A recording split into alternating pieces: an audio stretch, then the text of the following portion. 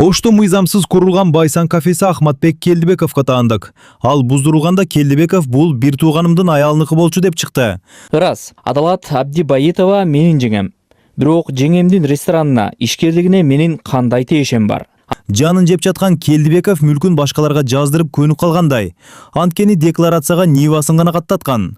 Чындыгында Бишкекте 50дөй батир, Бостерде 13 коттеджи бар. Өмүр бою мамлекеттик кызматтарда иштеген адам ушунча байлыкты кантип топтогон? Алдыда жооп издейбиз.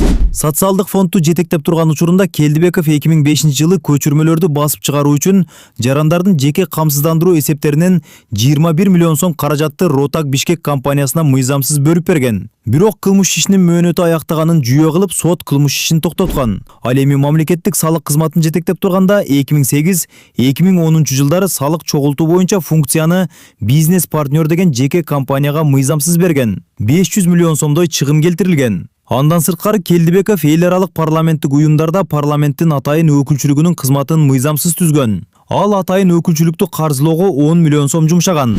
Бул иштер боюнча 2013-жылы Ахматбек Келдибековго коррупция жана кызмат абалынан тыянаттык менен пайдалануу беренелери боюнча кылмыш иши козголгон. 2016-жылы жогорку соттун чечимине ылайык ал кызмат абалынан кыянаттык менен пайдалануу беренеси боюнча күнөөлүү деп табылып, мамлекеттин эсебине 10 миллион сом которууга милдеттендирилген.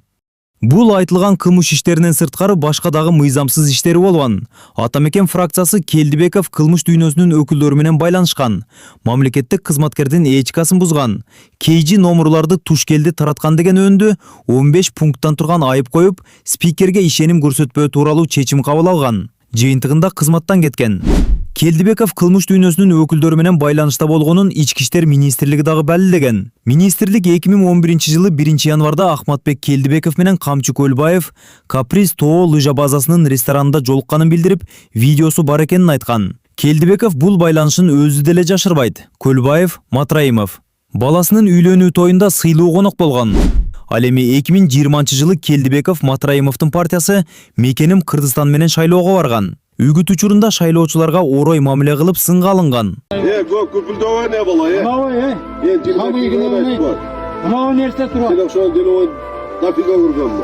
Мурда коррупцияга айыпталып, кызмат абалынан кыянаттык менен пайдаланганы үчүн мамлекетке 10 миллион сом төлөп берген Ахматбек Келдибековдун миллиондогон долларларды чапчыган байлык, имарат, үй мүлктөрү өлкөнүн казынасына өткөрүлүп берилеби деген суроо коомчулукту түйшөлтүп келет. Болбосо Келдибеков соцфонддон 21 миллион кымырбаса пенсия пособие мурда эле жогоруламак. Өз көмөчүнө күл тарткандар үчүн өлкө өнүкпөй келген.